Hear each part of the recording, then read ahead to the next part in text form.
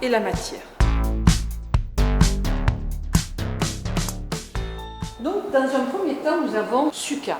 Suka, elle fait des installations environnementales. Donc, elle va se servir d'un bois brut, une planche de chêne, qu'elle va, avec une gouge, recreuser toutes les veines. Chaque fois qu'elle appliquera sur sa matrice une peinture différente, elle va faire des séries sur différents matériaux. Des voiles d'hivernage de jardin, du papier canson.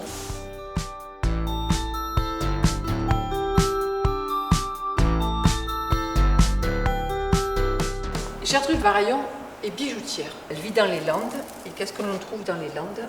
Des aiguilles de pin qu'elle va traiter, colorer et qu'elle va mettre sur une moustiquaire. Elle va les enfiler les unes après les autres de façon à faire un tableau abstrait, recto, verso.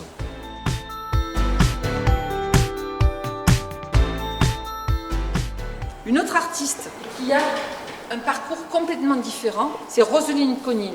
C'est une artiste autodidacte, indépendante et libre. Expressionniste, créatrice de beauté, avec un sens inné de la courbe, de la volupté de la courbe. C'est-à-dire qu'avec ces matières dures que sont le fer, le bois, elle va arriver à faire quelque chose de doux, de sensuel, au toucher et en le regardant, en l'admirant.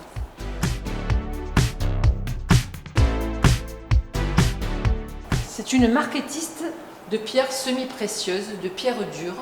On va choisir celle-ci par exemple, qui est de l'onyx, où elle va tailler sa forme en profondeur.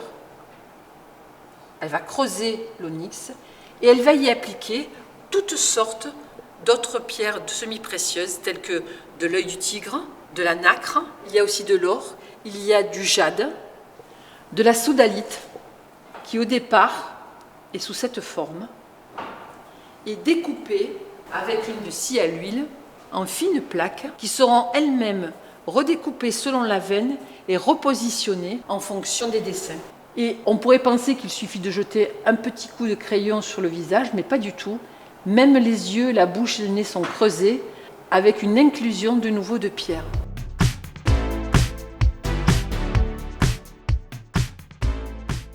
On a eu le plasticien du marbre, le plasticien de la fibre. Maintenant, le plasticien du bois, M. François Grignon. Alors, on pourrait penser que c'est un as du pinceau, que dans tous ses travaux, il y a de la peinture, des touches de vert, des touches de jaune, avec ses vaguelettes, un petit coup de pinceau comme ça. Pas du tout. Ce n'est que du bois. Ça s'appelle de la compressance. Il n'y a pas de peinture. Ce sont des loupes de bois teintées dans la masse. Avant d'être appliquées, elles sont d'abord mouillées pour les rendre malléables et elles sont positionnées les unes sur les autres et compressées à l'extrême pour pouvoir obtenir, par transparence, voir la veine du bois qui est dessous. Il aurait aimé être peintre, mais il manie plus facilement le bois que le pinceau.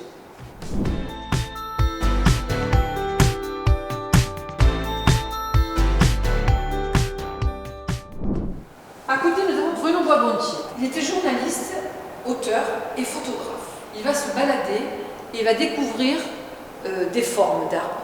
Par exemple, sur celui-ci, qu'il a appelé Giacometti.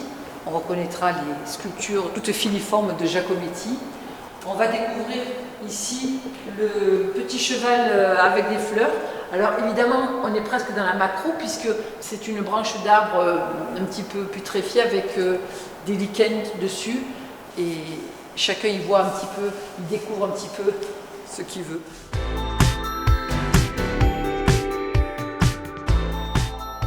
Un autre photographe, Elian Bacchini. Elian Bacchini est très connu dans la région puisqu'il a été le photographe officiel des ballets de Château-Vallée. Il avait l'habitude de faire danser ses acteurs à l'extrême jusqu'à la transe et prendre des milliers de photos. Et suite à un travail qu'on lui a demandé, il a photographié d'un côté la matière, le bois, les crépis, un peu abîmés. Il en a fait presque, en les retirant sur des fonds de crépis, il en a fait, on dirait, de l'art pariétal.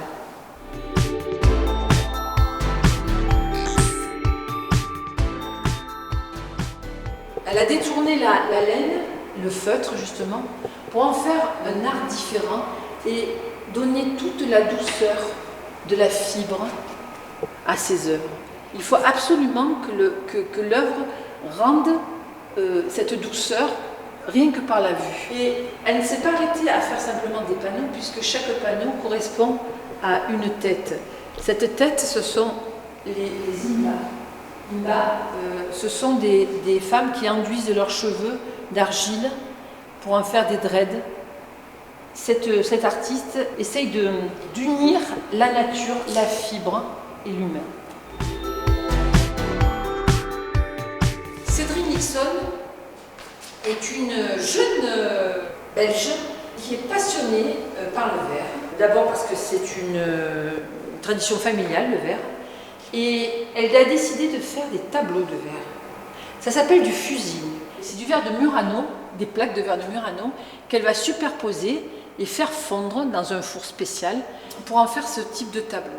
Et cela fait 6 ans que je connais ce travail-là. Ça s'appelle Mes chers Paul.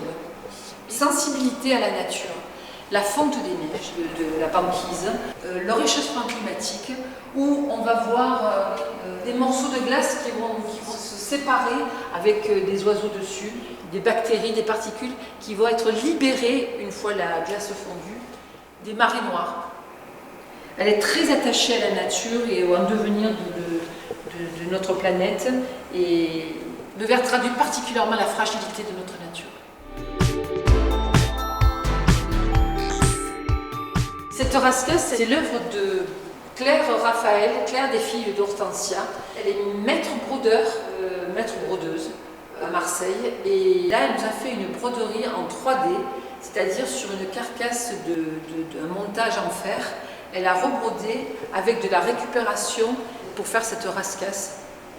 À la façon de Andy Warhol, elle nous a fait ces hamburgers où on va retrouver les tranches d'oignons, la salade, le cheddar fondu, la tranche de tomate. Tout est brodé et assemblé minutieusement pour en faire ces magnifiques burgers, ces bijoux, petits bijoux.